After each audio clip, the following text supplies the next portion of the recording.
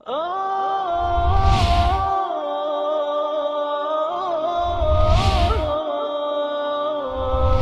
حامل القرآن.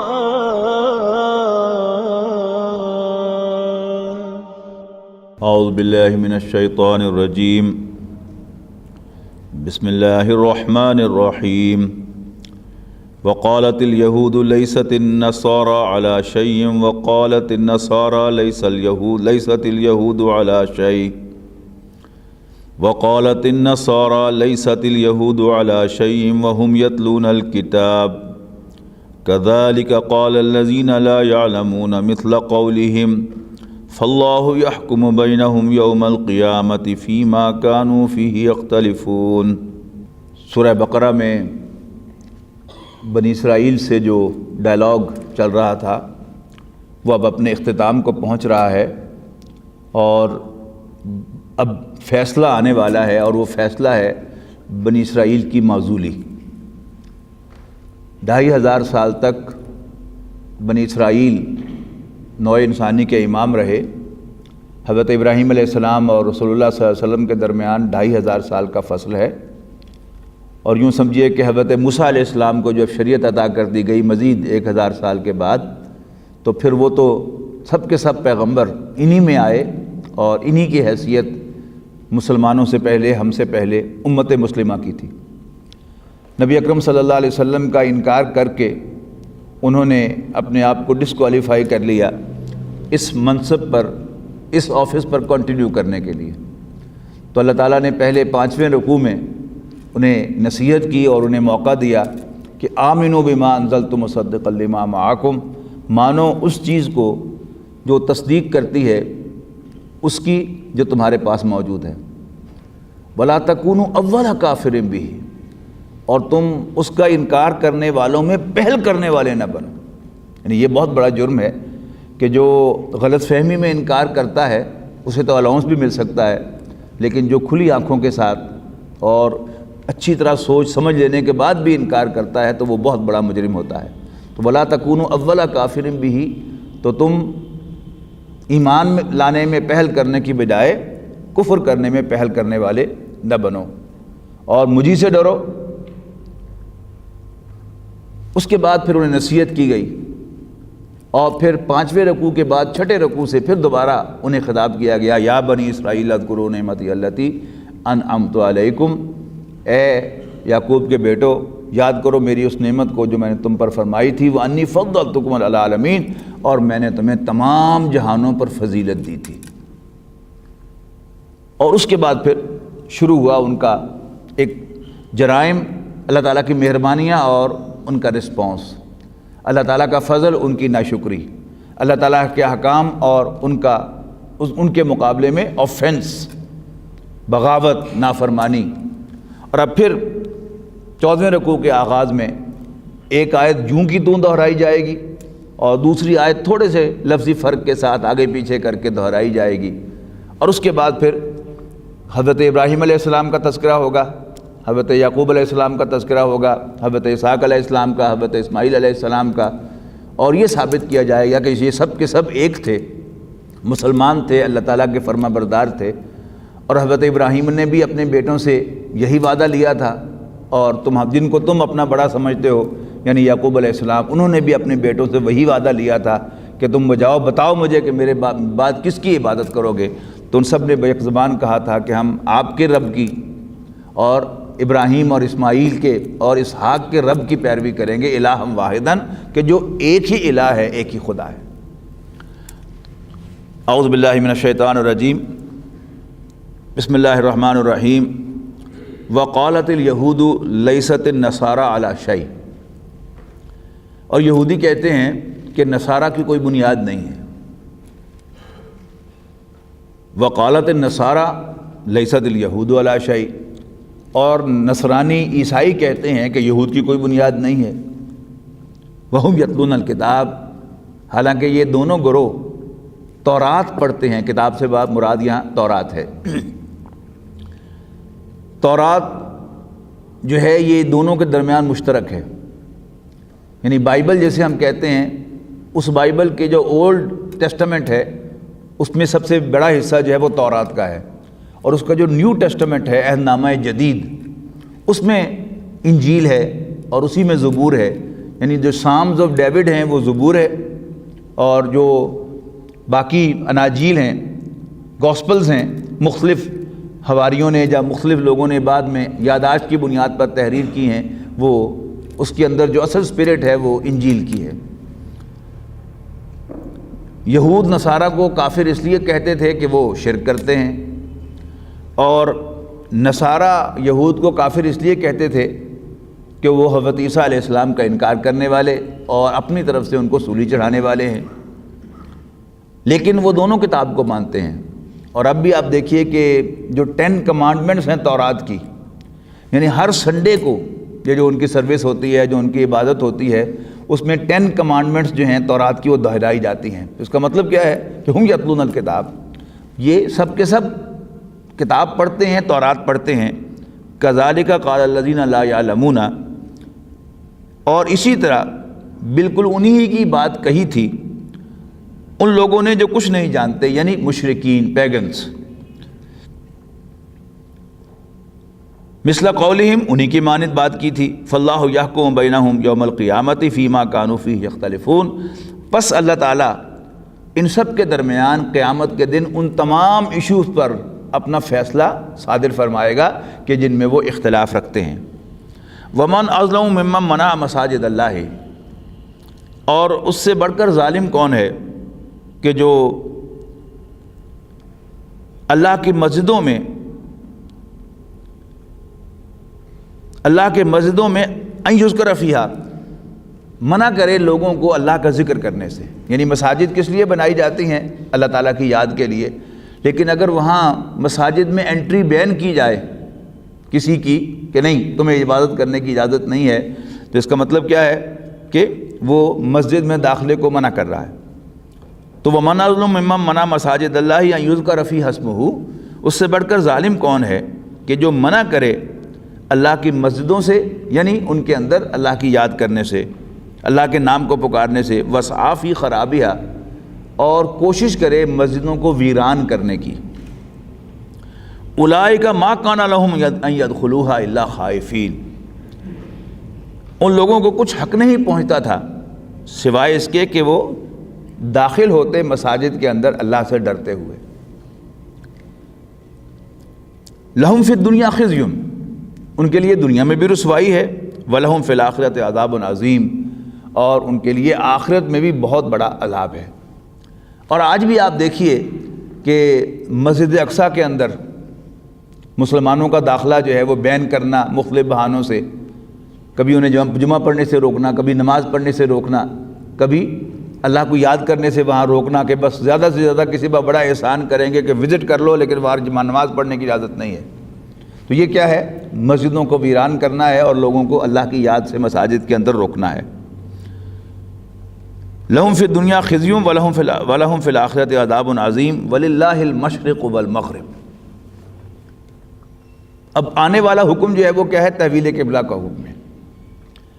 لیکن قبلہ اصل میں کیا ہے؟ اللہ تعالیٰ کی طرف رخ کرنا، لیکن اللہ تعالیٰ جو ہے وہ کسی قبلے میں رہتا نہیں ہے۔ اللہ تعالیٰ تو ہر جگہ موجود ہے، مشرق میں، مغرب میں، شمال میں، جنوب میں، اوپر نیچے، دائیں بائیں، آگے پیچھے، ہر جگہ موجود ہے۔ لیکن قبلہ بالفعل ہوتا ہے، رسول جس طرف کہے کہ تم اس طرف رخ کر کے نماز پڑھو وہی قبلہ ہے، اور رسول کہے کہ اب تم اس طرف رخ کر کے نماز پڑھو تو وہی قبلہ ہے۔ تو اب اس کی تمہید باندھی جا رہی ہے کہ نبی اکرم صلی اللہ علیہ وسلم کا یہ معمول تھا کہ آپ تورات کے 9 احکام پر عمل کرتے رہتے تھے یہاں تک کہ اس حکم میں کوئی تبدیلی آپ پر نازل ہو جائے۔ اب رسول اللہ صلی اللہ علیہ وسلم کے علم میں تھا کہ تورات کے اندر قبلہ جو ہے وہ یروشلم ہے، مسجد اقصیٰ ہے، لہذا نبی اکرم صلی اللہ علیہ وسلم اسی کی طرف رخ کر کے نماز پڑھتے تھے۔ جب تک آپ کے لیے مسجد حرام میں نماز پڑھنا ممکن تھی، بین نہیں کی تھی مشرکین نے، تو آپ خانہ کعبہ کے جنوب کی طرف کھڑے ہوتے تھے تاکہ یعنی یروشلم کی طرف رخ ہوتے ہوتے خانہ کعبہ کی طرف بھی رخ ہو جائے۔ لیکن جب آپ کا مرکز دار ارقم بن گیا اور مسجد حرام میں آپ کے لیے نماز ادا کرنا ممکن نہ رہی تو آپ کو مجبوراً یروشلم کی طرف رخ کرنا پڑا اور خانہ کعبہ کو اوائڈ کرنا پڑا۔ جب آپ مدینہ منورہ تشریف لائے تو جغرافی کے لیے آپ کے ذہن میں ہو تو سعودی عرب کی جو وہ تکون ہے اس میں مکہ مکرمہ جنوب میں ہے، پھر شمال میں مدینہ منورہ ہے، اور پھر فردر شمال کے اندر یروشلم ہے۔ تو نبی اکرم صلی اللہ علیہ وسلم اگر خانہ کعبہ کی طرف رخ کرتے تو یروشلم کی طرف پیٹھ ہوتی، اور اگر یروشلم کی طرف آپ رخ فرماتے تو خانہ کعبہ کی طرف پیٹھ ہوتی۔ لیکن آپ نے اس اپنے زندگی کے جو معمول تھا اس کو برقرار رکھا کہ آپ تورات کے 9 احکام پر عمل کرتے تھے، لہذا نبی اکرم صلی اللہ علیہ وسلم نے نہ چاہتے ہوئے بھی خانہ کعبہ کی طرف پیٹھ کی اور یروشلم کی طرف رخ فرمایا۔ تو اب اس کے لیے تمہید باندھی جا رہی ہے کہ یہ قبلے جو ہیں یہ بدلے جا سکتے ہیں۔ اللہ تعالیٰ نہ یروشلم میں رہتا ہے نہ مکہ مکرمہ میں رہتا ہے۔ یہ کیا ہے؟ یہ ڈائریکشن ہے، اور آگے اس کی وضاحت جا کر پھر 17ویں رکوع کے اندر اور 18ویں رکوع کے اندر آئے گی کہ قبلے کی اصل حیثیت کیا ہے۔ من یتبع الرسول، کہ کون رسول کا اتباع کرتا ہے صلی اللہ علیہ وسلم۔ وللہ المشرق والمغرب، مشرق و مغرب تو اللہ ہی کے ہیں۔ فَأَيْنَمَا تُوَلُّوا فَثَمَّ وَجْهُ اللَّهِ، بس جدھر بھی تم رخ کرو گے، یعنی بریکٹ میں رکھیے رسول کی ڈائریکشن کے مطابق، فَثَمَّ وَجْهُ اللَّهِ، تو اللہ تعالیٰ ہی کی طرف تمہارا رخ ہوگا۔ ان اللہ واسع علیم، بے شک اللہ تعالیٰ وسعت والا، علم والا ہے۔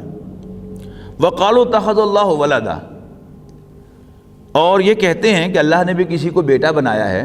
سبحانہ، اللہ تعالیٰ اس سے پاک ہے۔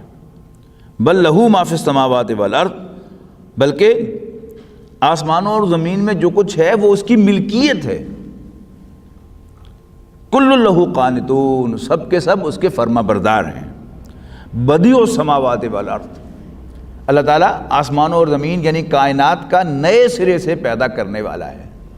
یہ جو 2 تخلیق کے بنیادی سٹیپس ہیں کہ ایک ہے there was nothing، تو اللہ تعالیٰ نے کچھ پیدا کیا، یہ تو کلمہ کن سے پیدا کیا، اس میں کوئی پروسیس انوالو نہیں تھا، اور اللہ تعالیٰ کلمہ کن سے سب کچھ کر سکتا ہے۔ اس کے بعد پھر اللہ تعالیٰ نے فیصلہ کیا کہ اب تخلیق کے ایک پروسیس میں سے گزار کر اس کائنات کو یہ شکل دی جائے، تو وہ تخلیق کا پروسیس کہلاتا ہے۔ جو پہلا سٹیپ ہے وہ ابداع ہے، اسی سے اللہ تعالیٰ کا یہ نام ہے بدیع، البدیع، نئے سرے سے پیدا کرنے والا۔ بدیع السماوات والارض، آسمانوں کا اور زمین کا نئے سرے سے پیدا کرنے والا۔ وَإِذَا قَضَىٰ أَمْرًا، اور جب بھی وہ کسی امر کا، کسی کام کا فیصلہ فرماتا ہے، فَإِنَّمَا يَقُولُ لَهُ كُن فَيَكُونُ، تو اس سے سمپلی کہتا ہو جا، فَيَكُونُ and there it is، وہ ہو جاتا ہے۔ وَقَالَ الَّذِينَ لَا يَعْلَمُونَ، اور وہ لوگ جو علم نہیں رکھتے یعنی مشرکین، یہ اہل کتاب کے مقابلے میں لفظ آتا ہے جب بھی لا یعلمون آئے، یعنی اس ٹیکسٹ میں کانٹیکسٹ میں آپ دیکھ رہے ہیں نا، یہود و نصارہ کا ذکر ہے، وہ دونوں کون ہیں؟ اہل کتاب ہیں، علم والے ہیں، اور لا یعلمون پیگنس، یعنی اہل عرب جو ہیں غیر اہل کتاب، ان کے لیے لفظ ہے۔ وقال الذین لا یعلمون، اور وہ لوگ جو نہیں جانتے یعنی وہ جو مشرکین ہیں، وہ کہتے ہیں لولا یکلمنا اللہ، اللہ تعالیٰ ہم سے صاف صاف سیدھا سیدھا کلام براہ راست کیوں نہیں کرتا، او تاتینا آیا، یا ہم پر کوئی نشانی کیوں نہیں اتارتا۔ کذالک قال الذین من قبلہم مثل قولہم، اسی طرح کی باتیں ان سے پہلوں نے بھی کی تھیں، بالکل ان کے مشابہ، یعنی ہر نبی اور رسول سے معجزے کا تقاضا کیا گیا، تو آج بھی مشرکین آپ سے معجزے کا تقاضا کرتے ہیں، جبکہ بنی اسرائیل اب رسول اللہ صلی اللہ علیہ وسلم سے معجزے کا تقاضا نہیں کر رہے، اس لیے کہ ان کے لیے انہیں معلوم ہے کہ رسول کیسا ہوتا ہے، اور جو ان کا وعدہ ہے اللہ کے نبیوں کے ساتھ کہ ہم ہر اس نبی کو مانیں گے جو وہ بات لے کے آئے گا جو ہمارے پاس موجود ہے، اس کی تصدیق کرتے ہوئے تو ہم اسے مانیں گے۔ تو رسول اللہ صلی اللہ علیہ وسلم کو وہ خوب پہچانتے تھے، لیکن ماننے کو تیار نہیں تھے۔ تشابہت قلوبہم، ان کی مینٹیلٹی ایک جیسی ہے، یعنی لفظی ترجمہ کیا ہوگا؟ ان کے دل ملتے جلتے ہیں، لیکن ہمارے محاورے میں اس کا آسان ترجمہ کیا ہوگا؟ ان کی مینٹیلٹی ایک جیسی ہے۔ ان کا سوچ کا انداز ایک جیسا ہے۔ قد بینا الآیات لقوم یوقنون، ہم نے یقین رکھنے والوں کے لیے اپنی نشانیاں واضح کر دی ہیں۔ قرآن مجید کی آیات بہت واضح ہیں ان لوگوں کے لیے کہ جو مان کر یقین رکھنے والے ہوں، اور جسے میں نہ مانوں کا مرض لاحق ہو جائے اس کا کوئی حل نہیں ہے۔ انا ارسلناک بالحق بشیرا ونذیرا، اے نبی صلی اللہ علیہ وسلم ہم نے آپ کو سچائی کے ساتھ، حق کے ساتھ خوشخبری دینے والا اور خبردار کر دینے والا بنا کر بھیجا ہے۔ ولا تسأل عن اصحاب الجحیم، یعنی آپ کا کام پہنچانا، وارن کرنا، نیکوں کو خوشخبری دینا اور اللہ کے دین کی بات کو واضح کرنا ہے۔ کوئی مانتا ہے یا نہیں مانتا یہ آپ کا ہیڈک نہیں ہے۔ ولا تسأل عن اصحاب الجحیم، آپ سے اہل جہنم کے بارے میں باز پرس نہیں ہوگی۔ آپ کی باز پرس ہے صرف اس پر کہ آپ نے اپنا فرض ادا کیا، آپ نے کر دیا تو آپ سرخرو ہیں، آپ کامیاب ہیں۔ وَلَن تَرْضَىٰ عَنْكَ الْيَهُودُ وَلَا النَّصَارَىٰ حَتَّىٰ تَتَّبِعَ مِلَّتَهُمْ، یہ بہت اہم مضمون ہے کہ جب بھی کوئی تحریک اٹھتی ہے، کوئی نیا فکر آتا ہے، اور وہ تحریک ڈرائنگ روم تک محدود نہیں رہتی، وہ صرف گفت و شنید تک محدود نہیں رہتی، بلکہ وہ پبلک میں آتی ہے اور اس پر پھر ایک جنگ و جدال شروع ہو جاتا ہے۔ خواہ وہ جنگ و جدال باقاعدہ قتال کی شکل اختیار کر لے، جنگ کی شکل اختیار کر لے، یا شارٹ آف دیٹ وہ لڑائی ہو، تو اس میں ایک تقاضا جو ہے وہ آتا رہتا ہے، compromise, deal, give and take. اب قرآن مجید کو اگر آپ پڑھیں تھرو اینڈ تھرو تو یہ بات بہت کھل کر واضح ہو جاتی ہے کہ نبی اکرم صلی اللہ علیہ وسلم کو اللہ تعالیٰ نے کمپرومائز اور ڈیل کرنے کی اجازت نہیں دی۔ آپ حق پر ہیں، آپ ڈٹے رہیے۔ رہا یہ کام کہ یہ بیل کیسے منڈے چڑھے گی، ہم پہ چھوڑ دو، وہ ہم چڑھائیں گے، تمہارا کام ہے کہ جو ہم تمہیں کہہ رہے ہیں وہ کرتے چلے جاؤ۔ اور ذرا آپ اپنے آپ کو اس پوزیشن پر رکھ کر دیکھیں جس میں سے رسول اللہ صلی اللہ علیہ وسلم پورے 20 سال گزرتے رہے، کہ ہر دفعہ معلوم ہو رہا ہے کہ بس یہ تو بس ابھی ٹھوس ہونے والا ہے، یہ تو ابھی سارا کام جو ہے وہ ختم ہونے والا ہے۔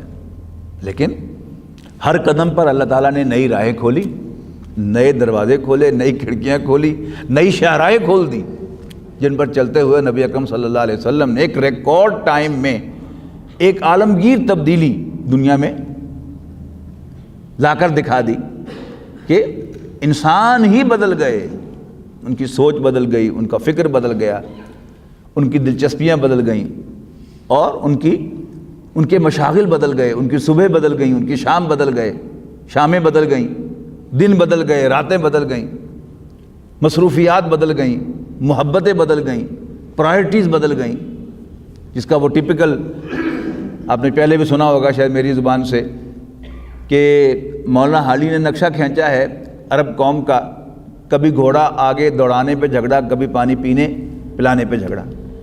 وہی قوم جب نور ایمان ان کے اندر داخل ہوا اور رسول اللہ صلی اللہ علیہ وسلم نے ان کا تزکیہ فرمایا تو کیا ہوا؟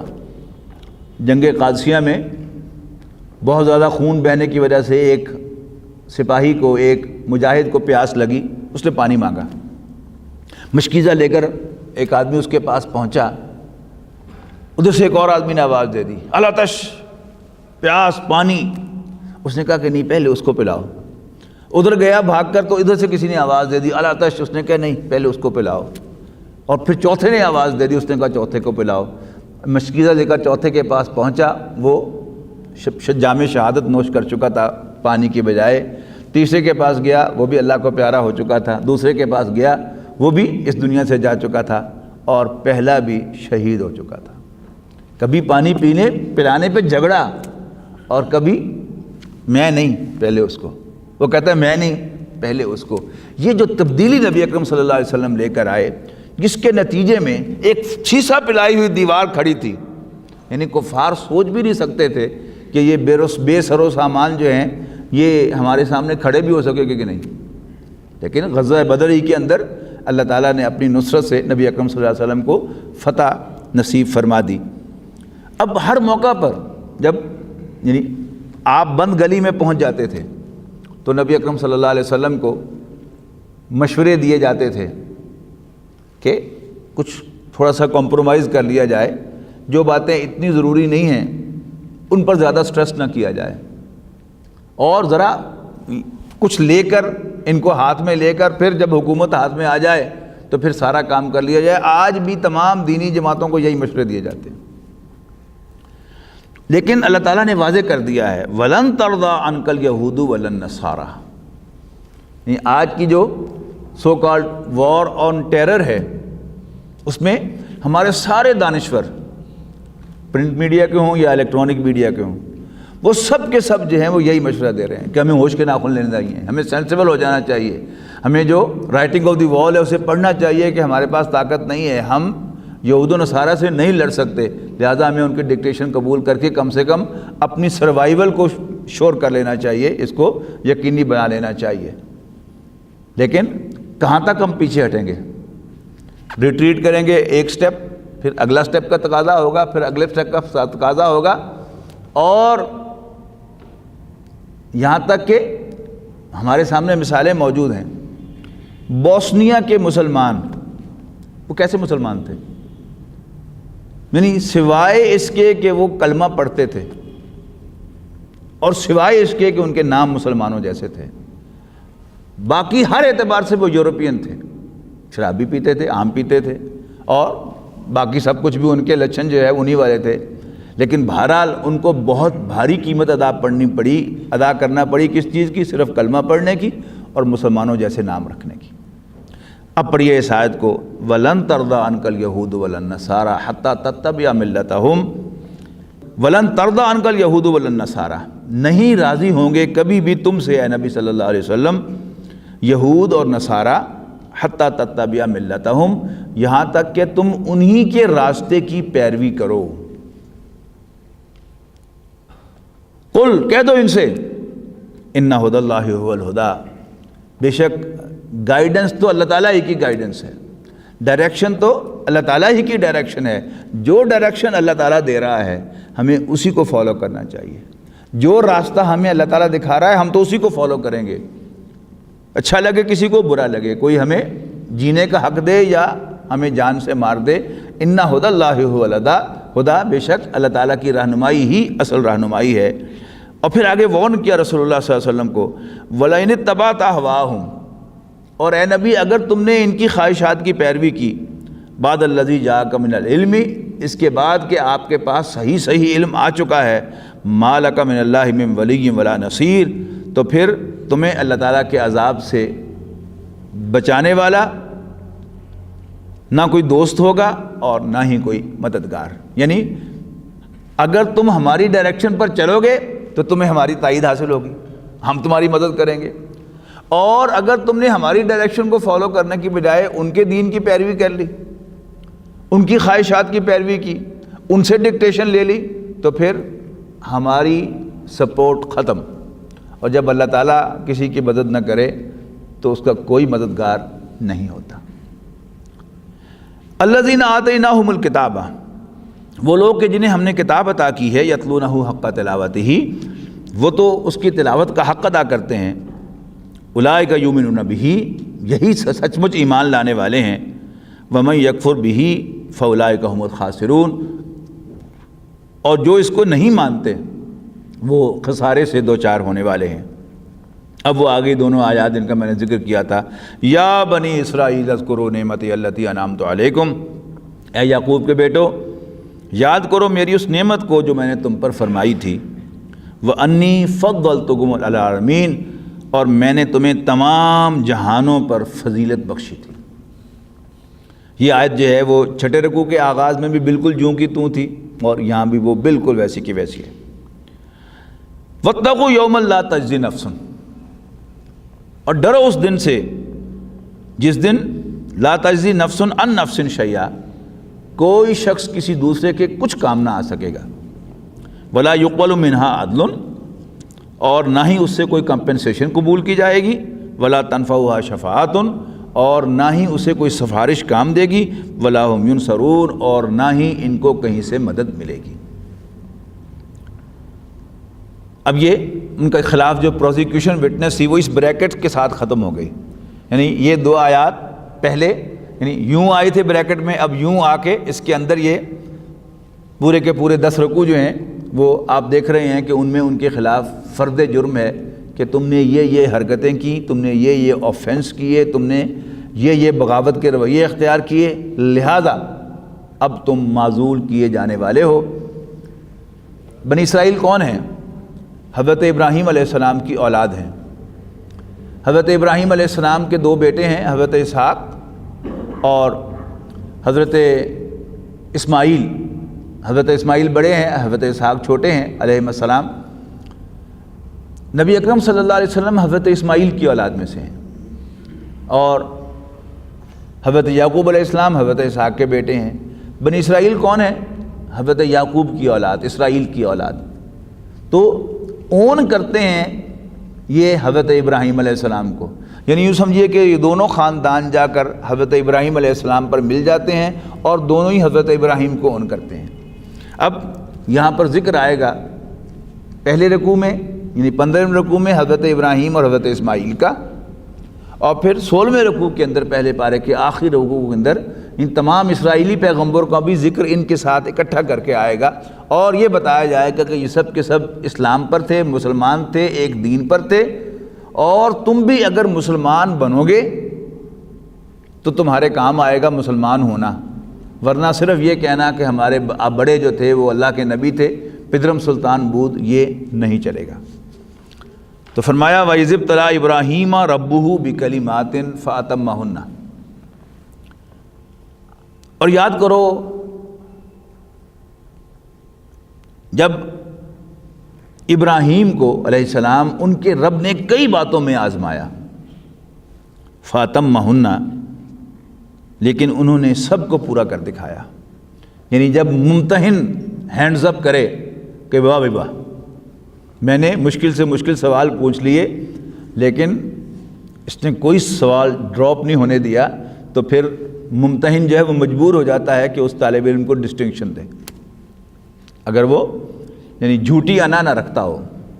اگرچہ ایسی بے شمار مثالیں آپ کو مل جائیں گی کہ کوئی پروفیسر یا کوئی ایگزامینر وہ انانیت میں آ کر اس طالب علم کو الٹا فیل کر دیتا ہے کہ اس نے مجھے چیلنج کر دیا۔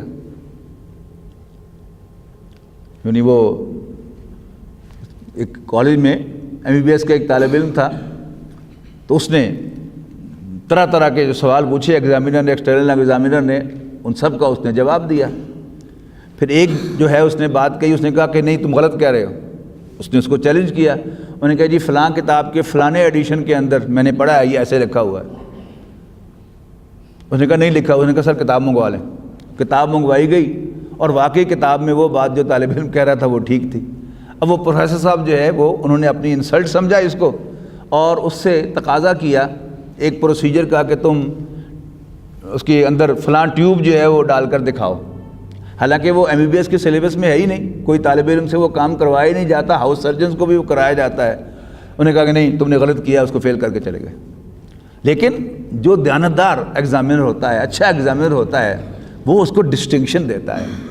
اللہ تعالیٰ نے حضرت ابراہیم علیہ السلام کو ریکگنائز کیا کہ ابراہیم کو ان کے رب نے کئی باتوں میں آزمایا، فَأَتَمَّهُنَّ، انہوں نے سب کو پورا کر دکھایا۔ قَالَ إِنِّي جَاعِلُكَ لِلنَّاسِ إِمَامًا، تو اللہ تعالیٰ نے انہیں کہا کہ میں تمہیں تمام انسانوں کا امام بناتا ہوں۔ یہ ایک بڑا یونیک آفس ہے، بڑی یونیک پوزیشن ہے جو اللہ تعالیٰ نے حضرت ابراہیم علیہ السلام کو عطا فرمائی ہے۔ امام الناس، نوع انسانی کے امام، لیڈر آف مین کائنڈ، یعنی لیڈر کو چودھری کے معنوں میں نہ سمجھیں، لیڈ کرنے والا۔ اور قرآن مجید کو اگر آپ پڑھیں گے تو واقعتاً حضرت ابراہیم علیہ السلام کو اللہ تعالیٰ نے جس طرح پورٹرے کیا ہے قرآن مجید میں، تو وہ خود رسول اللہ صلی اللہ علیہ وسلم کے لیے بھی ایک رول ماڈل کے طور پہ پیش کیا ہے۔ اور سورہ نحل میں تو واضح الفاظ میں فرما بھی دیا وَاتَّبِعْ مِلَّتَ ابراہیم حنیفہ، کہ یکسوئی اختیار کرنے والے ابراہیم کے طریقے کی پیروی کرو۔ تو ان کی کوالیفیکیشن یہاں بیان ہو رہی ہے کہ ان کے رب نے ان کو کئی باتوں میں آزمایا، وہ سب میں پورے اترے، تو اللہ تعالیٰ نے ان سے کہا کہ میں تمہیں تمام جہانوں کا امام بناتا ہوں۔ اور بڑا فطری سوال ہے ان کا، قال ومن ذریتی، ربا اکیلا میں ہی امام ہوں یا میری اولاد بھی ساتھ ہی امام ہے؟ ومن ذریتی، اور میری اولاد میں سے بھی؟ قال لا ینال عہد الظالمین، اللہ تعالیٰ نے فرمایا کہ میرا وعدہ ظالموں کو انکلوڈ نہیں کرے گا۔ لا ینال عہد الظالمین، میرا وعدہ ظالموں کو انکلوڈ نہیں کرے گا، یعنی امامت بحیثیت مجموعی تمہاری اولاد ہی کے پاس ہوگی، لیکن not all of them but sincere ones، جو زیادتی کرنے والے، ظلم کرنے والے، اٹروشیس ہیں، ان کو میں امامت نہیں دوں گا۔ وَإِذْ جَعَلْنَا الْبَيْتَ مَثَابَةً لِلنَّاسِ وَأَمْنًا، اور یاد کرو جب ہم نے بنا دیا گھر کو، یعنی خانہ کعبہ کو، بیت اللہ کو، مثابتاً لوٹ لوٹ کر آنے کی جگہ، جمع ہونے کی جگہ لوگوں کے لیے، وَأَمْنًا، اور امن کی جگہ، وَاتَّخِذُوا مِن مَقَامِ إِبْرَاهِيمَ مُصَلًّى، اور ہم نے ان سے کہا کہ مقام ابراہیم کو نماز کی جگہ بناؤ۔ مقام ابراہیم جن حضرات نے شرف حاصل کیا ہے حج یا عمرہ کی ادائیگی کا، انہیں معلوم ہے کہ خانہ کعبہ سے کچھ فاصلے پر، وہیں طواف کی جگہ اوپر ہی ایک شیشے کے پنجرے کے اندر رکھا ہوا ایک پتھر ہے جس پر حضرت ابراہیم علیہ السلام کے پاؤں کے نشانات ہیں۔ یہ بھی پتھر حجر اسود کی طرح جنت سے آیا تھا، اور اس پر کھڑے ہو کر حضرت ابراہیم علیہ السلام نے حج کی ندا دی تھی کہ اس گھر کا حج کرو، تو یہ مقام ابراہیم ہے۔ تو ہم جب بھی طواف کرتے ہیں خانہ کعبہ کا، تو پھر طواف کے آخر میں کیا کرتے ہیں؟ 2 رکعت نفل ادا کرتے ہیں مقام ابراہیم کے پاس، تو اس کا یہاں پر ذکر آ رہا ہے کہ وَاتَّخِذُوا مِن مَقَامِ إِبْرَاهِيمَ مُصَلًّى، اور مقام ابراہیم کو نماز کی جگہ بناؤ۔ وَأَحْيَا إِبْرَاهِيمَ وَإِسْمَاعِيلَ أَن طَهِّرَا بَيْتِيَ لِلطَّائِفِينَ وَالْعَاكِفِينَ وَالرُّكَّعِ السُّجُودِ، اور ہم نے ابراہیم اور اسماعیل سے عہد لیا کہ وہ پاک رکھیں گے میرے گھر کو طواف کرنے والوں کے لیے، اعتکاف کرنے والوں کے لیے، اور رکوع و سجود کرنے والوں کے لیے۔ وَإِذْ قَالَ إِبْرَاهِيمُ، اور یہ جو وعدہ تھا اللہ تعالیٰ کا آل ابراہیم و آل اسماعیل تھے، وہ آج بھی آپ دیکھتے ہیں کہ اس کا اہتمام جو ہے وہ پورے طور پر ہوتا ہے، یعنی جہاں ہر وقت لاکھوں افراد جو ہیں ان کی چلت پھرت ہو، لیکن اس کے باوجود آپ کو وہ گھر صاف ستھرا جو ہے وہ آج بھی نظر آتا ہے۔ تو یہ کیا ہے؟ یہ اللہ تعالیٰ کا وہ وعدہ ہے کہ جو اللہ تعالیٰ نے حضرت ابراہیم اور اسماعیل سے لیا تھا، جس کی برکت آج بھی آپ دیکھتے ہیں۔ وَإِذْ قَالَ إِبْرَاهِيمُ، یہ بڑا خوبصورت مقام ہے، ذرا اس کو اپریشیٹ کیجئے۔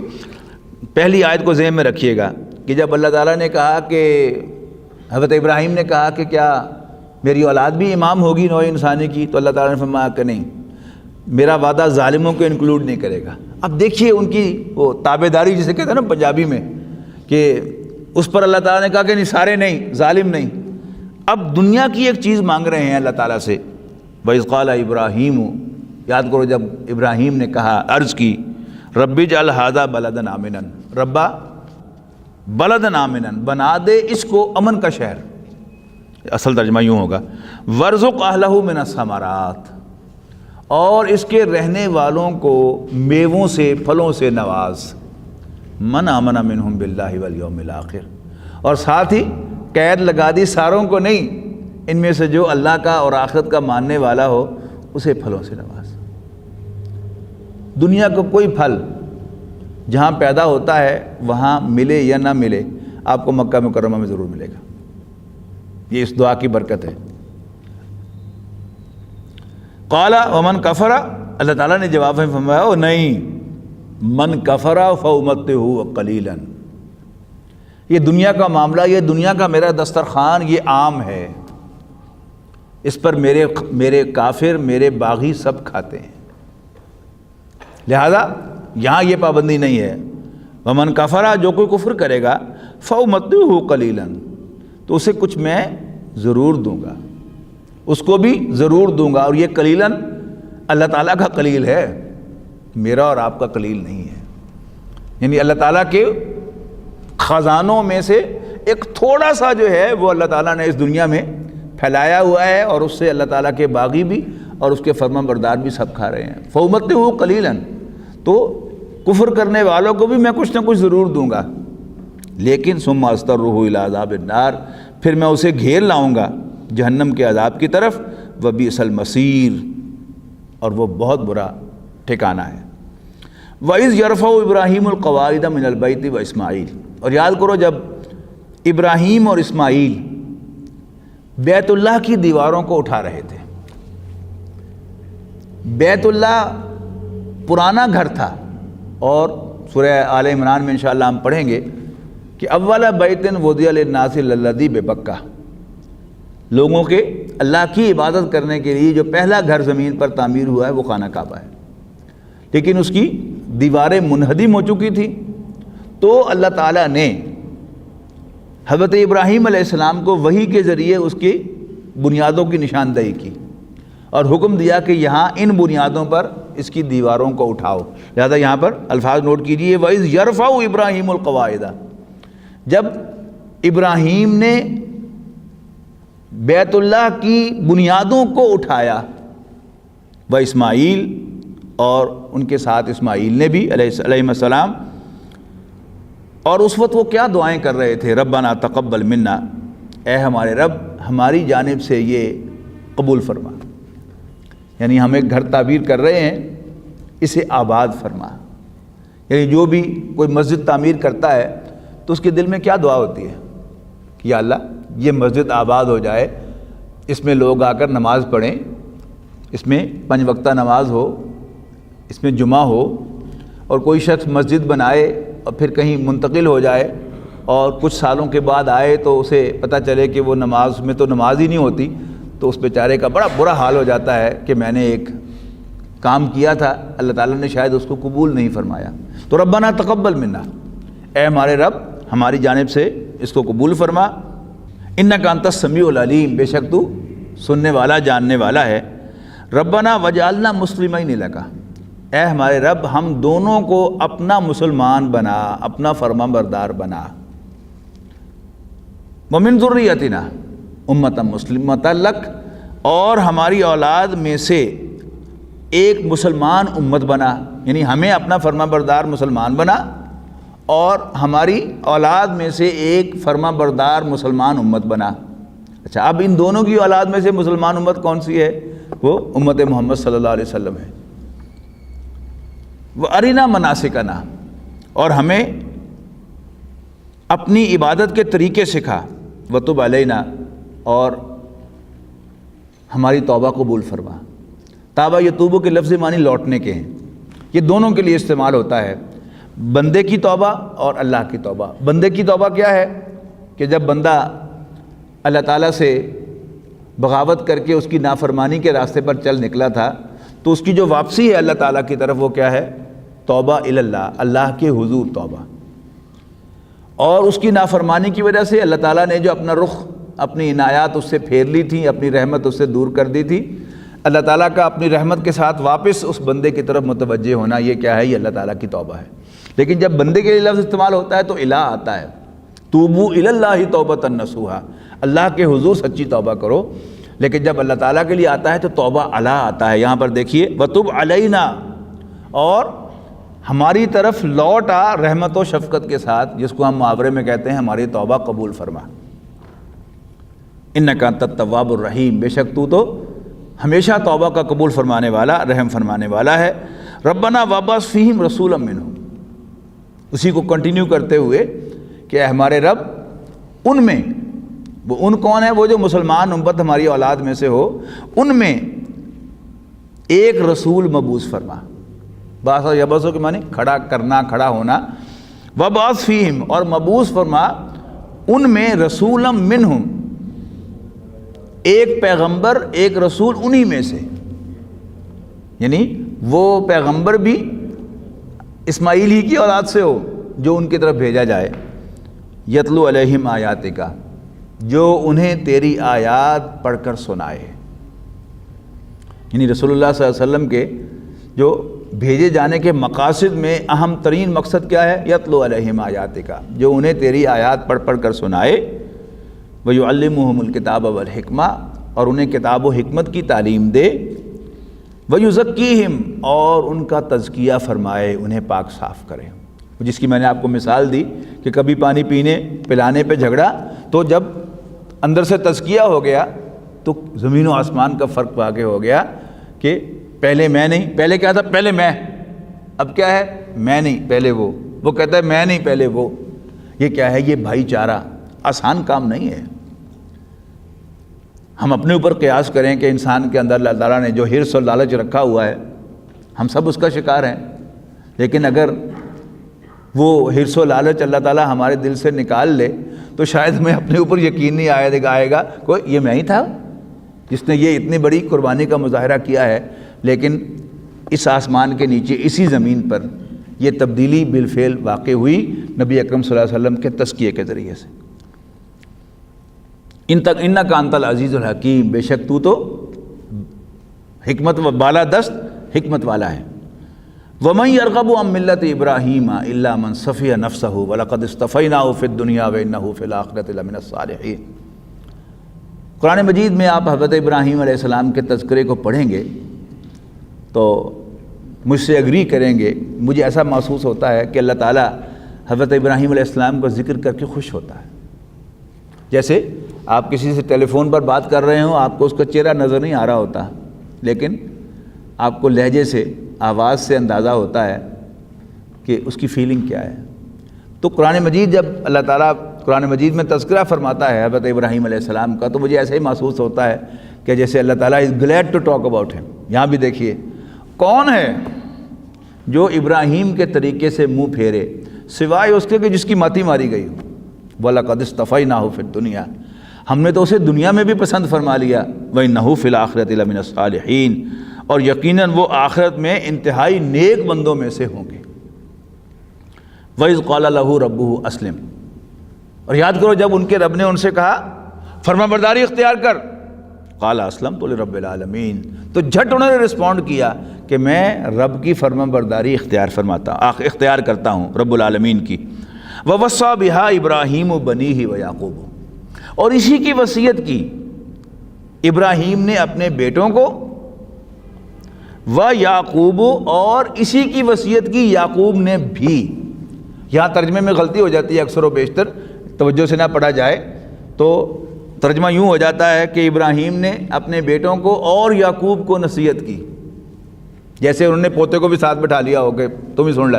نہیں، یہ یعقوبوں کی پیش جو ہے یہ بتاتی ہے کہ یہ بھی حضرت ابراہیم کے ساتھ فاعل ہیں، یعنی حضرت ابراہیم نے اپنے بیٹوں کو وصیت کی تھی اسی بات کی کہ تم اسلام پر کاربند رہنا، اور یہی نصیحت کی تھی تمہارے بڑے یعقوب نے بھی علیہ السلام۔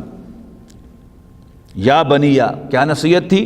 یا بنیہ، اے بیٹو، ان اللہ اصطفیٰ لکم الدین فلا تموتن الا وانتم مسلمون، بے شک اللہ تعالیٰ نے تمہارے لیے دین کو پسند فرمایا ہے، یعنی دین اسلام کو، فلا تموتن الا وانتم مسلمون، لہذا مت مرنا مگر حالت اسلام میں۔ ام کنتم شہداء، کیا تم اس وقت موجود تھے؟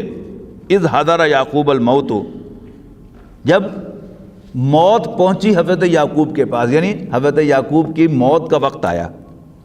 اذ قال لبنیہ، جب انہوں نے پوچھا اپنے بیٹوں سے، ما تعبدون من بعدی، تم بھلا میرے بعد کس کی عبادت کرو گے؟ قالوا نعبد الہک، تو انہوں نے کہا ہم آپ کے خدا کی، و الہ آبائک ابراہیم و اسماعیل و اسحاق الہم واحدہ، اور آپ کے آباء و اجداد یعنی ابراہیم، اسماعیل اور اسحاق کے خدا جو ایک ہی خدا ہے کی عبادت کریں گے، وَنَحْنُ لَهُ مُسْلِمُونَ، اور ہم اس کے فرما بردار رہیں گے۔ تِلْكَ أُمَّةٌ قَدْ خَلَتْ، یہ ایک گروہ تھا گزر گیا، لَهَا مَا كَسَبَتْ وَلَكُمْ مَا كَسَبْتُمْ، جو انہوں نے کمایا ان کے کام آئے گا، اور تمہارے کام وہ آئے گا جو تم کماؤ گے۔ وَلَا تُسْأَلُونَ عَمَّا كَانُوا يَعْمَلُونَ، اور تم سے نہیں پوچھا جائے گا کہ وہ کیا کرتے تھے، تم سے پوچھا جائے گا کہ تم کیا کر کے آئے ہو۔ وَقَالُوا، اور کہتے ہیں، كُونُوا هُودًا أَوْ نَصَارَىٰ، کہ تم یہودی یا نصرانی بن جاؤ، تہتدوا، تو ہدایت پالو گے، قل بل ملت ابراہیم حنیفہ، کو نہیں بلکہ ابراہیم یکسوئی اختیار کرنے والے کے طریقے پر۔ آج ہمارا بھی یہی حال ہے کہ پوری امت مسلمہ اون کرتی ہے رسول اللہ صلی اللہ علیہ وسلم کو، لیکن ہماری زبانوں پر کیا آتا ہے؟ اہل حدیث کی زبان پر آتا ہے کہ جی جنت تو صرف اہل حدیث نو ملے گی، اور دیوبندی کہتا ہے جنتی تو صرف دیوبندی ہیں، باقی سب جہنمی ہیں۔ بریلوی کہتا ہے کہ ہم کامیاب ہونے والے ہیں، جنت میں جانے والے ہیں، باقی سب گمراہ ہیں۔ کون ہے؟ دیوبند مدرسہ جو ہے وہ آج سے کوئی 150-200 سال پہلے بنا تھا، اس سے پہلے اس کا کوئی وجود نہیں تھا۔ اور اہل حدیث مسلک جو ہے وہ ہندوستان کے اندر حضرت شاہ اسماعیل شہید رحمۃ اللہ علیہ کے بعد آیا، اور اسی طرح احمد رضا خان بریلوی جو تھے وہ آج سے تقریباً 100 سال پہلے کی شخصیت تھے۔ پیچھے جاؤ، یہ کیوں نہیں کہتے کہ جیسے حضور صلی اللہ علیہ وسلم نے فرمایا تھا کہ جب آپ نے وہ ارشاد فرمایا تھا کہ میری امت کے 73 فرقے ہوں گے جن میں سے ایک نجات پانے والا ہوگا، تو پوچھا صحابہ نے وہ کون سا ہوگا؟ تو آپ نے فرمایا ما انا علیہ و اصحابی، وہ راستہ جس پر میں ہوں اور میرے صحابہ ہیں۔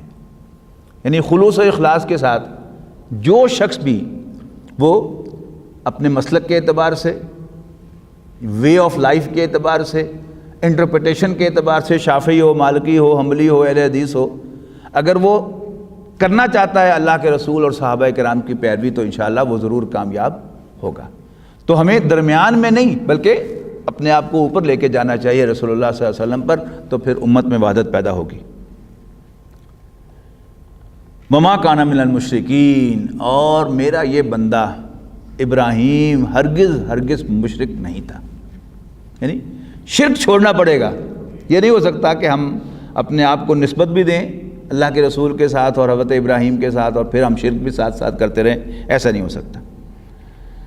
قولو، کہو، آمنا باللہ، اب یہ مسلمانوں سے خطاب ہے کہ ہم ایمان لاتے ہیں اللہ پر، وما انزل الینا، اور اس پر جو ہم پر نازل ہوا، وما انزل الی ابراہیم و اسماعیل و اسحاق و یعقوب والاسباط وما اوتی موسیٰ و عیسیٰ وما اوتی النبیون من ربہم لا نفرق بین احد منہم ونحن لہ مسلمون۔ یہ سب سے خطاب ہے، مینلی اس میں بنی اسرائیل ہیں بٹوین دا لائنز، کہ یہ کہنے کے بجائے کہ ہم تو صرف تورات پر ایمان لاتے ہیں اور ہم صرف انجیل پر ایمان لاتے ہیں، یوں کہو کہ ہم تو ایمان لاتے ہیں اللہ پر اور جو کچھ نازل ہوا ہمارے اوپر، اور جو نازل ہوا ابراہیم پر، اسماعیل پر، اسحاق پر، یعقوب اور ان کی اولاد پر، اور جو دیا گیا موسیٰ کو، عیسیٰ کو، وما اوتی النبیون من ربہم، اور جو کچھ بھی دیا گیا نبیوں کو ان کے رب کی جانب سے، لا نفرق بین احد منہم، ہم ان میں سے کسی بھی تفریق نہیں کرتے، ونحن لہ مسلمون، اور ہم اللہ تعالیٰ ہی کے فرما بردار ہیں۔ یہ بنی اسرائیل سے کہا جا رہا ہے۔ فَإِنْ آمَنُوا، بس اگر وہ مان لیں، ایمان لے آئیں، بِمِثْلِ مَا آمَنْتُمْ بِهِ، یہ مسلمانوں سے خطاب ہے کہ جیسے تم ایمان لائے ہو اس پر، فَقَدِ اهْتَدَوْا، تب وہ ہدایت یافتہ ہیں۔ وَإِنْ تَوَلَّوْا، لیکن اگر وہ منہ موڑ لیں، فَإِنَّمَا هُمْ فِي شِقَاقٍ، تو سمجھ لو کہ وہ مخالفت پر تلے ہوئے ہیں۔ فَسَيَكْفِيكَهُمُ اللَّهُ، اب اگلا سوال یہ پیدا ہوتا ہے کہ اگر مسلمانوں کے خلاف عیسائی، یہودی اور مشرک متحد ہو گئے ہیں، انہوں نے ایکا کر لیا ہے، تو پھر جیسے آج یعنی مسلمانوں کا گھیرا تنگ ہو رہا ہے، اور وہی بات جو پہلے آئی ہے کہ نہیں نکالوں گا تمہیں مشکل سے، میں مدد تمہاری میں کروں گا بشرطے کہ تم میری ڈائریکشن پر چلو گے۔ تو فرمایا اگر اس کے بعد بھی وہ نہ مانے تو پھر وہ سمجھ لو کہ مخالفت پر تلے ہوئے ہیں۔ فَسَيَكْفِيكَهُمُ اللَّهُ، لیکن اللہ تعالیٰ تمہارے لیے کافی ہو جائے گا ان کے مقابلے میں۔ فَسَيَكْفِيكَ، اے نبی اللہ تعالیٰ کافی ہوگا آپ کے لیے، ہم ان کے مقابلے میں کون؟ اللہ تعالیٰ۔ وَهُوَ السَّمِيعُ الْعَلِيمُ، اور وہ سب کچھ سننے والا، سب کچھ جاننے والا ہے تم پر کیا بیت رہی ہے، تم کن حالات میں ہو، وے آؤٹ کہاں ہے، مشکل کیسے دور ہوگی، مصیبت میں کیسے نکلو گے، ہی نوز ایوری تھنگ۔ یعنی سارا کا سارا اللہ تعالیٰ پر جو ٹرسٹ ہے، اللہ تعالیٰ پر بھروسہ، وہ اللہ تعالیٰ کی جو تمام صفات ہیں ان کو مد نظر رکھ کر ہو سکتا ہے۔ اللہ تعالیٰ کی کسی صفت کا انکار یا اس کی کسی صفت کے بارے میں شک ہوگا تو پھر اللہ تعالیٰ پر ٹرسٹ نہیں ہو سکتا۔ یعنی انسان کو یہ خیال آ جائے کہ میں کس حال میں ہوں اللہ میں ان کی پتہ، کیسے ٹرسٹ کرے گا؟ میں تو بہت زیادہ مشکل میں ہوں، اللہ تعالیٰ میری کی مدد کر لے گا، پھر بھی آؤٹ ہو گیا۔ یعنی اللہ تعالیٰ ہر چیز کا جاننے والا، ہر بات کے پر قدرت رکھنے والا ہے، اور وہ جاننا جو ہے بڑی وسیع اصطلاح ہے۔ یعنی میں کہاں کھڑا ہوں یہ بھی اسے معلوم ہے، اور اس کا سلوشن کیا ہے وہ بھی اس کو معلوم ہے۔ دعائے استخارہ کے اندر الفاظ ہے نا، فَإِنَّكَ تَعْلَمُ وَلَا أَعْلَمُ، یعنی اللہ تعالیٰ سے رہنمائی لینی ہے کہ میں کیا کروں۔ فَإِنَّكَ تَعْلَمُ وَلَا أَعْلَمُ، بے شک تو جانتا ہے میں نہیں جانتا۔ وَتَقْدِرُ وَلَا أَقْدِرُ، اور تو قدرت رکھتا ہے میرے پاس کوئی قدرت نہیں ہے۔ اِنَّكَ أَنْتَ عَلَّامُ الْغُيُوبِ، تو چھپی باتوں کا جاننے والا ہے۔ تو اللہ تعالیٰ پر یقین، فَسَيَكْفِيكَهُمُ اللَّهُ، بس اللہ تعالیٰ تمہارے لیے ان کے مقابلے میں کافی ہو جائے گا۔ وَهُوَ السَّمِيعُ الْعَلِيمُ، اور وہ سب کچھ سننے والا، سب کچھ جاننے والا ہے۔ صبغۃ اللہ، اللہ تعالیٰ کا رنگ اختیار کرو۔ وَمَنْ أَحْسَنُ مِنَ اللَّهِ صِبْغَةً، اور اللہ سے بہتر رنگ کس کا ہو سکتا ہے۔ وَنَحْنُ لَهُ عَابِدُونَ، یعنی اس کو آج کے محاورے میں آپ یوں کہیں گے کہ اللہ تعالیٰ کے ساتھ اپنے آپ کو ٹیون کر لو۔ یہ جو ٹیوننگ کی اصطلاح ہے نا آج کے زمانے میں، وہ بالکل یہ اللہ کا رنگ ہے۔ یعنی وہ شخص کے جو کسی کے ساتھ ٹیون ہو جاتا ہے تو پھر اس کو یعنی ببلنگ نہیں کرتی پھر اس کی گاڑی، پھر اسے بار بار جو ہے وہ پریشانی نہیں ہوتی، اپس اینڈ ڈاؤنز نہیں آتے۔ اس نے اپنے آپ کو اللہ تعالیٰ کے ساتھ جب ہم آہنگ کر لیا، اس کے رنگ میں رنگا گیا، تو پھر ایوری تھنگ از اوکے۔ تو صبغۃ اللہ، اللہ کے رنگ کو اختیار کرو۔ وَمَنْ أَحْسَنُ مِنَ اللَّهِ صِبْغَةً، اور اللہ سے بڑھ کر، اللہ سے اچھا رنگ کس کا ہے۔ وَنَحْنُ لَهُ عَابِدُونَ، اور ہم تو اللہ تعالیٰ ہی کی بندگی کرتے ہیں۔ قُلْ أَتُحَاجُّونَنَا فِي اللَّهِ، کہو اے نبی صلی اللہ علیہ وسلم کہ کیا تم ہم سے جھگڑتے ہو اللہ کے بارے میں۔ وَهُوَ رَبُّنَا وَرَبُّكُمْ، حالانکہ وہ تو ہمارا بھی رب ہے اور تمہارا بھی۔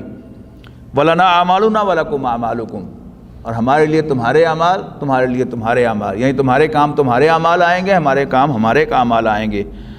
وَنَحْنُ لَهُ مُخْلِصُونَ، اور ہم سب کے سب اسی کے ساتھ سنسیئر ہونے کا وعدہ کیے ہوئے ہیں۔ ام تقولون، تو کیا تم کہتے ہو، یہ کہہ سکتے ہو، ان ابراہیم و اسماعیل و اسحاق و یعقوب والاسباط کانوا ھدی و نصارا، کیا تم کہہ سکتے ہو کہ ابراہیم، اسماعیل، اسحاق اور یعقوب اور ان کی اولاد یہودی یا نصرانی تھے؟ ہمیں بھی پوچھا جا سکتا ہے کہ تم بتاؤ کہ کیا محمد رسول اللہ صلی اللہ علیہ وسلم، حضرت ابوبکر، حضرت عمر، حضرت عثمان، حضرت علی، کیا وہ دیوبندی تھے یا اہل حدیث تھے یا بریلوی تھے یا حنبلی تھے یا مالکی تھے؟ کہہ سکتے ہو؟ نہیں۔ ان کا نام کیا ہے، ان کا ٹائٹل کیا ہے؟ وہ سب کے سب مسلمان تھے۔ قل اانتم اعلم ام اللہ، ان سے پوچھو کیا اللہ کو زیادہ معلوم ہے یہ تمہیں؟ ومن اظلم ممن کتم شہادۃ عندہ من اللہ، اور اس سے بڑھ کر ظالم کون ہے کہ جو اپنے پاس اللہ کی طرف سے موجود ہونے والی شہادت کو چھپائے۔ وما اللہ بغافل عما تعملون، اور جو کچھ بھی تم کر رہے ہو اللہ تعالیٰ اس سے بے خبر نہیں ہے۔ اور پھر وہ آیت دہرائی گئی، تلک امۃ قد خلت، یہ ایک گروہ تھا نیک لوگوں کا جو گزر گیا، لہا ما کسبت، اس گروہ کے کام آئے گی ان کی کمائی، ولکم ما کسبتم، اور تمہارے کام آئے گی تمہاری کمائی، ولا تسألون عما کانوا یعملون، اور تم سے نہیں پوچھا جائے گا کہ وہ کیا کرتے تھے۔ یعنی یہودیوں اور نصرانیوں سے، بنی اسرائیل سے یہ نہیں پوچھا جائے گا کہ ابراہیم، موسیٰ، عیسیٰ، داؤد، سلیمان کیا کرتے تھے، اور ہم سے یہ نہیں پوچھا جائے گا کہ حضور صلی اللہ علیہ وسلم نے کیا کیا کمال کیا اور حضرت ابوبکر صدیق نے کیا خدمت کی دین کی اور کیا نیکیاں کمائیں، حضرت عمر نے کیا کمائیں۔ میرے اور آپ سے پوچھا جائے گا کہ تم اپنا اعمال نامہ کھول کر دکھاؤ، تم کیا پروڈیوس کرتے ہو میرے سامنے۔ بارک اللہ لی ولکم فی القرآن العظیم ونفعنی وإیاکم